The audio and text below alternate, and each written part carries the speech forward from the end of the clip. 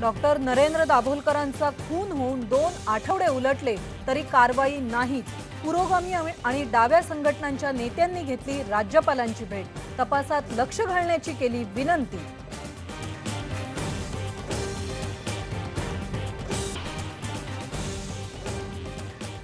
अनेक बनावट चकमकीत आरोपी असलेले गुजरातचे आयपीएस अधिकारी डी.जी. वंजारांच्या राजीनाम्याने खळबळ। नरेंद्र मोदींनी विश्वासघात केल्याचा आरोप। म्हणाले, मोदी माझं दैवत, पण ते अमित शहांच्या दुष्प्रभावाखाली।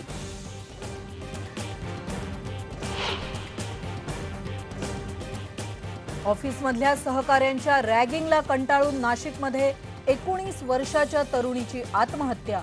4 मुलींसह 10 जणांना अटक।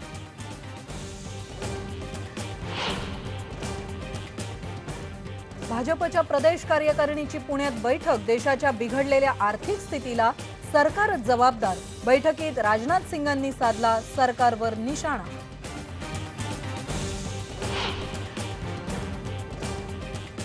महायुतीमध्ये जागा वाटपावरून संभ्रमाचं वातावरण।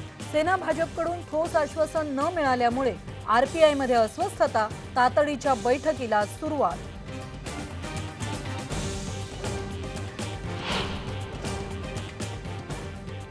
येत्या 5 सप्टेंबरला कोल्हापूर बंदची हाक। उच्च न्यायालयाच्या खंडपीठाची मागणी आणि टोल विरोधासाठी होणार सर्वपक्षीय बंद।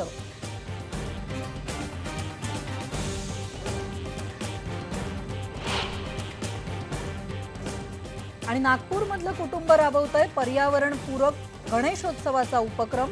विसर्जनानंतर अवघ्या 3 तासात पाण्यात विरघळतात मातीच्या मूर्ती।